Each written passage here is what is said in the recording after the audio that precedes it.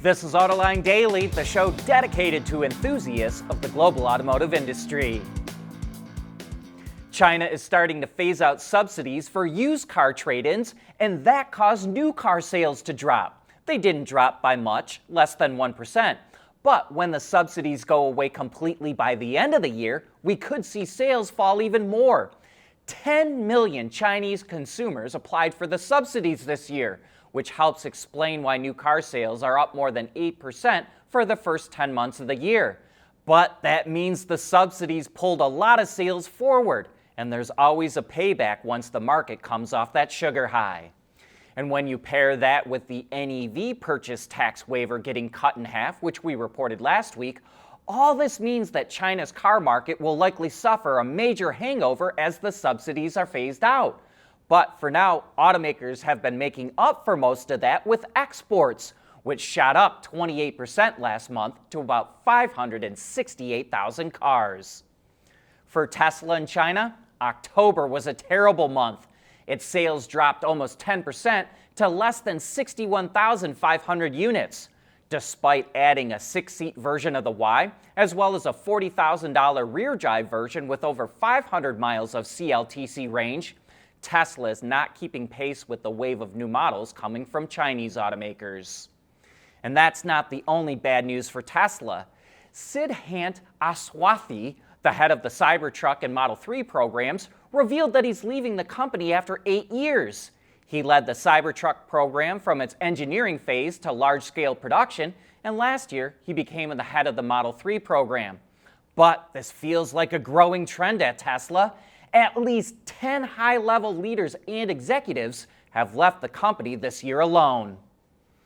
Looks like the new chip shortage caused by fighting at semiconductor maker Nexperia could be coming to an end.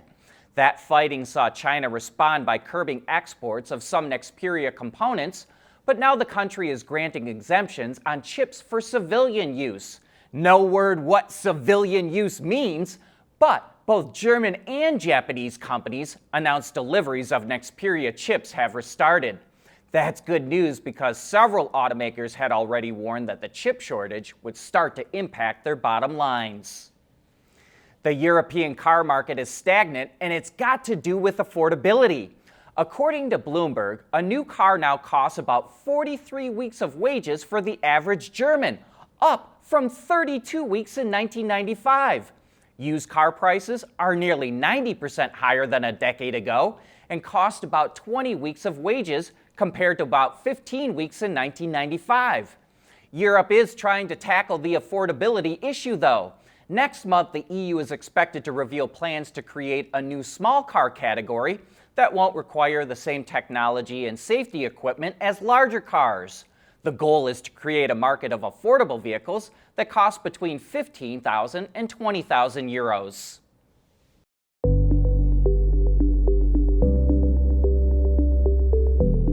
Developing today's vehicles, issues can happen in an instant. What good is knowing your problems without the data to solve them? Meet Wireless Neovi Cloud, your secure off-the-shelf solution, empowering real-time collaboration for quick resolution. With Wireless Neovi Cloud, your team can prevent issues before they can escalate. Driver communication data and remote diagnostics to analyze and resolve your problems using OTA, allowing your executives oversight throughout the process. Wireless Neovi Cloud, your vehicle update solution in production and on the road. Intrepid Control Systems, driven by your data.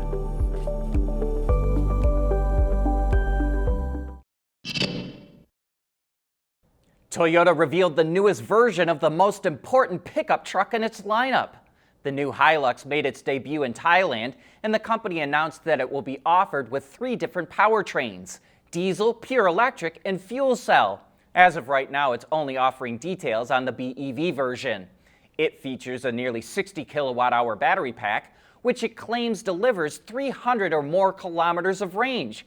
But that's based on the very outdated NEDC test cycle. Real-world numbers will probably be closer to 200 kilometers or about 125 miles of range. Four-wheel drive is also standard thanks to front and rear e-axles, which combine to produce 144 kilowatts or about 190 horsepower. The new Hilux is scheduled to start launching around the world in the middle of next year. CSP Advanced Materials, which is one of our sponsors, has come up with a new kind of plastic that could cut the body weight of a C8 Corvette by 24 kilograms or 50 pounds. They call it TCA Float, and it's 23% lighter than the current composite used on the Vette, which is also made by CSP. TCA Float has a specific gravity density of less than 1. It's so light that it can actually float on water, and it can also be used with existing tooling and manufacturing processes. No word yet on what the first application might be, but CSP says it's perfect for anything that's weight sensitive, like removable roof panels. Louis Schweitzer, the former CEO and chairman of Renault, died at age 83.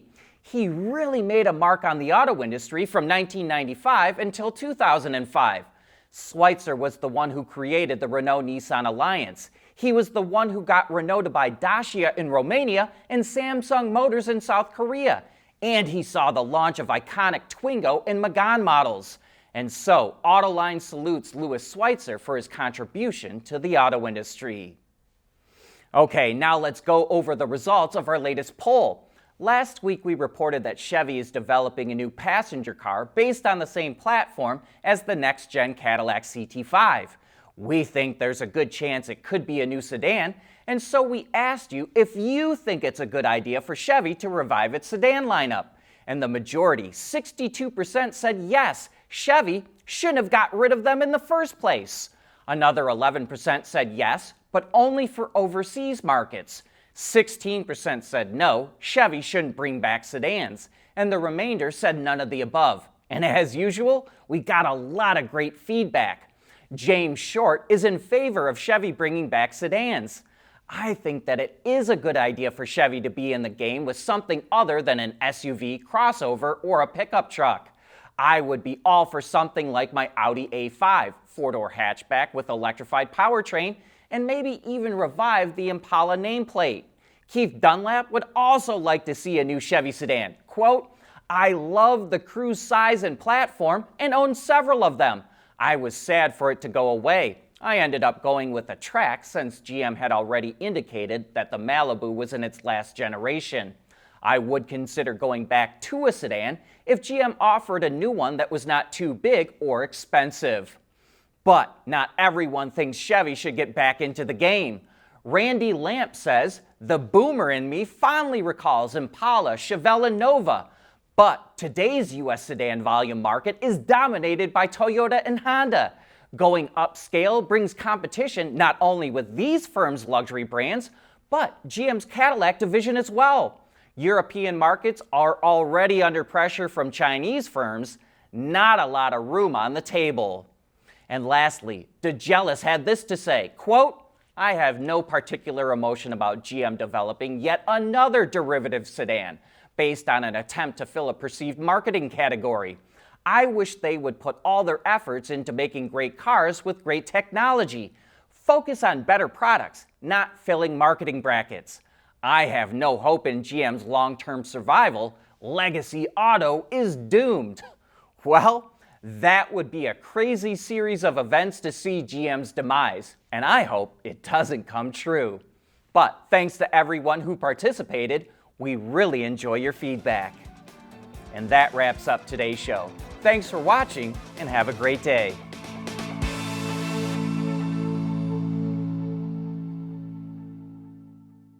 Autoline Daily is brought to you by Alex Partners, when it really matters. CSP, the Composites Solution Partner. Intrepid Control Systems, over-the-air engineering, boost your game. And thanks to the following YouTube and Patreon members.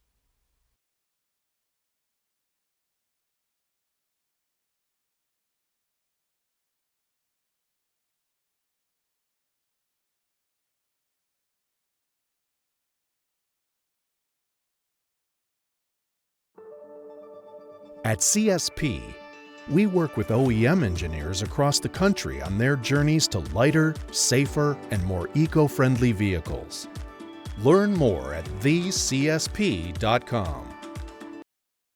We act, we grow, we transform, we protect, we rescue. In moments that define the future, we are the partner you can trust.